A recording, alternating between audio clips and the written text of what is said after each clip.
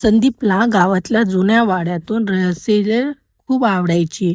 तो रोज कामानंतर मित्रांसोबत वाडाजवळ फिरायचा आणि कथा ऐकायचा. एक एक दिवस त्याने ऐकले की त्या वाड्यात एक जुनी चोरी झाली होती, पण पोलिसांना कोणी सापडलं नाही. रात्री संदीप आणि त्याचे मित्र कॅमेरे घेऊन वाड्यात. जुने फर्निचर, तुटलेली खिडक्या आणि शांत वातावरण त्याच्या पायाखालून कटकटत होत होता आणि दरवाजाची शिल्लक बाजूने हालत होती.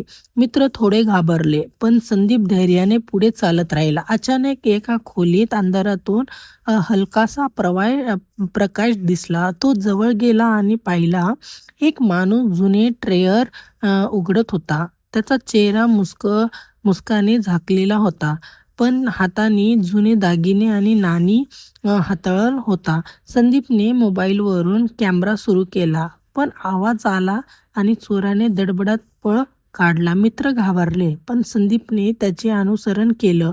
पळताना चोर हळूच वाड्याच्या मागच्या भागात लपला. दुसऱ्या दिवशी संदीपने पोलिसांना सर्व माहिती दिली. पोलिसांनी घटनास्थळी जाऊन तपास केली आणि चोरी करणाऱ्याला पकडला गेला. तो खूपच मोठ्या शहरातील चोरी करणारा होता आणि गावातील वाड्याचं रहस्य त्याला माहीत होतं. संदीपच्या धैर्यामुळे वाड्याचे रहस्य उलगडला. गावामध्ये तो नायक झाला आणि मित्रांनी त्याचे कौतुक केले. स्टोरीची संदेश: धैर्य आणि सक्षम निरीक्षण असलेलं मन कोणत्याही रहस्याचे पर्दाफाश करू शकते.